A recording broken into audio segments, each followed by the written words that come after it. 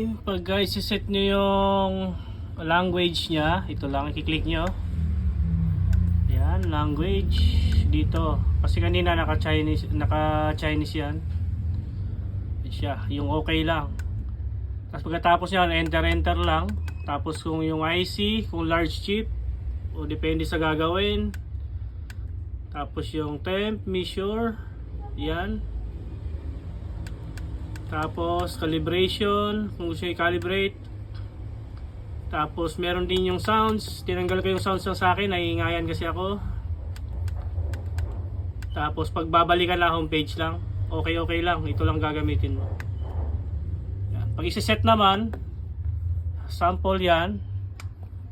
Gusto mong ibahin yung channel 1 mo, hold mo lang to. Pagbabago na yung settings niya. Ayan, halimbawa 180, gagawin kong 190 yan. Yan. Hold mo lang. Ayun, nagbago na si 190. Ayan o.